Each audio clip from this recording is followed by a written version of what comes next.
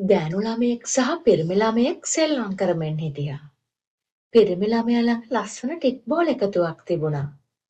ගෑනු ළමයා ළඟ රස කැවිලි වගේක් තිබුණා. පිරිමි ළමයා ගෑනු ළමයාට යෝජනා කළා එයා ළඟ තියෙන ටික් බෝල එකතුවට ගෑනු ළමයා ළඟ තියෙන රස කැවිලි ටික මාරු කරගන්න.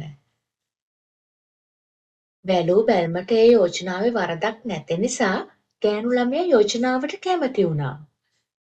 පිරිමි ළමයා එයා ළඟ තිබුණු ලොකුම සහ ඉතාම ලස්සන ටික් බෝලේ හංගගෙන අනෙක් ටික් බෝල ඔක්කොම ගෑනු ළමයාට දුන්නා.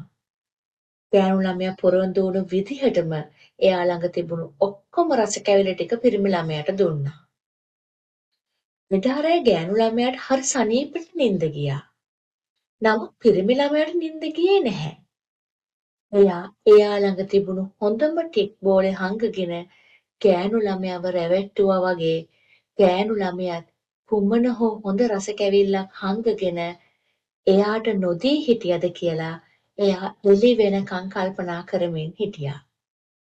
හිතන්න මේ වගේ දේවල් ඔයාත් ඕන තරම් කරලා ඇති.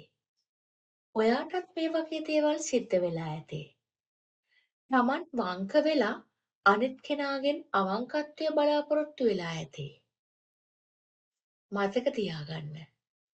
සබඳතාවක් පවතින්නේ 100%ක්ම විශ්වාසයක් මත. ඔයා ඔයාගේ 100%ම නොදුන්නොත් ඔයාට හැමතිස්සෙම හිතෙන්නේ අනිත් පුද්ගලයාත් ඔයා වගේම ඔයාට 100%ක්ම දුන්නේ නැහැ කියලා. මේ කතාව ඕනම විදිහක සබඳතාවයකට අදාළයි. ආදරවන්තියක් ආදරවන්තයෙක්, කාර්යාලයක සේවකයෙක් කළමනාකරුවෙක්, ඒ වගේම පාසලක ගුරුවරයෙක් ශිෂ්‍යයෙක් මේ ඕනම සබඳතාවක පැවැත්ම තියෙන්නේ එකම එක දෙයක් උඩ. එහෙනම් අද ඉඳන්වත් ඔයා ඔයාගේ 100% දෙන්න. ඊට පස්සේ සනීපෙට නිදා ගන්න. හිතන්න මේ සතිය පුරාවටම